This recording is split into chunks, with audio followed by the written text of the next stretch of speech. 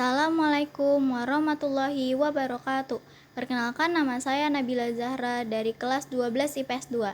Di sini saya akan memaparkan materi tentang kewajiban warga negara. Pertama-tama, apa sih itu kewajiban warga negara? Kewajiban secara sederhana dapat diartikan sebagai segala sesuatu yang harus dilaksanakan dengan penuh tanggung jawab.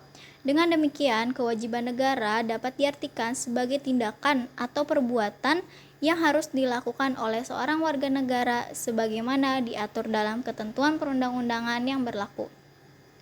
Nah, substansi kewajiban warga negara dalam Pancasila. Hak dan kewajiban warga negara dalam nilai-nilai Pancasila yaitu sila yang pertama, sila ketuhanan yang Maha Esa.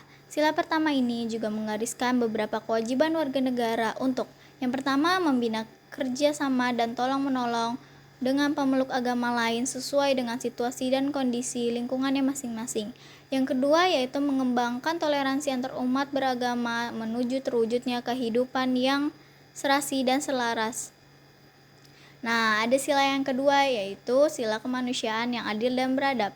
Adapun kewajiban warga negara yang tersirat dalam sila kedua ini yaitu memperlakukan orang lain sesuai harkat dan martabatnya sebagai makhluk ciptaan Tuhan.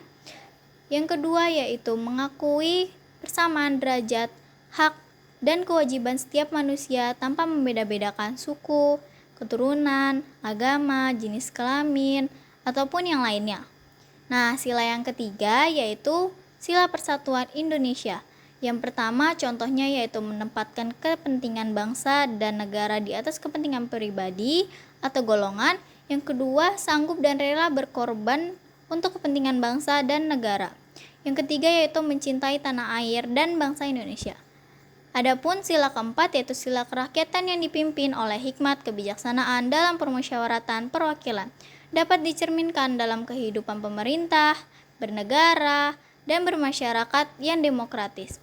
Sila keempat ini mengamanatkan setiap warga negara untuk yang pertama, mengutamakan musyawarat mufakat dalam setiap pengambilan keputusan.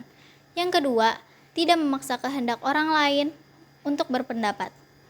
Nah, sila yang terakhir adalah sila keadilan sosial bagi seluruh rakyat Indonesia.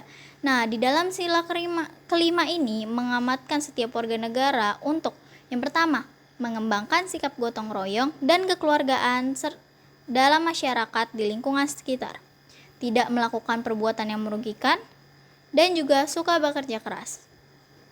Di dalam kewajiban warga negara pasti terdapat pengingkaran kewajiban warga negara dan banyak sekali bentuknya, mulai dari yang sederhana hingga yang berat.